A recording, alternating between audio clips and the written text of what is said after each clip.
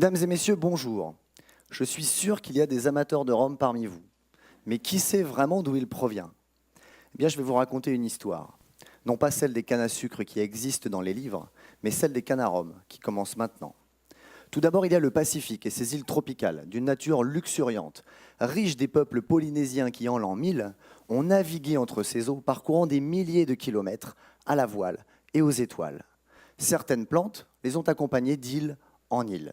Elles les nourrissaient, certes, mais elles guérissaient aussi leurs blessures, elles leur donnaient un toit, et elles leur redonnaient le sourire aux enfants, à la veille d'un nouveau voyage vers l'horizon. Je vous parle des cannes à sucre ancestrales de Tahiti, moins connues que celles des Caraïbes, mais dont le potentiel est un véritable trésor. Bougainville l'avait pressenti lors de son voyage en 1768. Il l'a d'ailleurs exportée à l'île Bourbon. Rebaptisée Haut Tahiti, elle devint alors la première canne sucrière mondiale. Mais après quelques décennies de bons et loyaux services, elle a été remplacée par des variétés modernes hybridées par l'homme dans des centres de création variétale. Vous l'aurez deviné, les fameuses cannes à sucre que tout le monde connaît bien. Alors, pour situer aujourd'hui en quelques chiffres, la canne à sucre, c'est 28 millions d'hectares, soit la première culture mondiale en tonnage. Mais c'est aussi l'industrie du sucre. Hautement polluante, usage massif d'herbicides. Vraiment très loin de l'histoire que je suis en train de vous raconter. Pour y revenir, c'est en 2014, soit 246 ans après Bougainville, que je m'y suis intéressé avec une petite équipe de chercheurs et de professionnels. Notre but était de produire du rhum bio certifié et en allant récupérer les cannes dans les jardins des habitants de Tahiti, en allant toquer à leur porte. Imaginez un peu la tête de la communauté scientifique en leur annonçant le projet. Eh bien, figurez-vous que nous avons découvert toutes sortes de cannes oubliées, des rouges, des vertes, mais des rubanées des deux couleurs par exemple.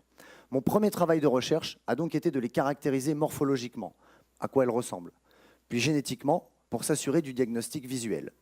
Ayant fait le premier tri, elles ont ensuite été cultivées pendant plusieurs années.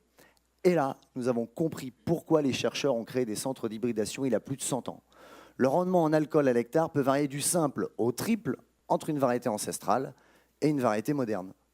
Mais là, nous ne parlons que de productivité pure. Que dire de leurs arômes? Est-ce que quelqu'un s'y est vraiment intéressé depuis 100 ans? Mon principal résultat de thèse est que deux variétés nobles de notre gamme Vintage Collector sortent du lot. On fait de l'excellent rhum avec, très différent de ce qu'on peut trouver dans le commerce, mais surtout, elles peuvent être cultivées en bio, ce qui est indispensable, car il s'agit d'un autre type d'agriculture, celle de l'agroécologie, celle d'un avenir résolument moderne, sans herbicides, pour un débouché différent, celui des cannes à rhum. Merci de votre attention.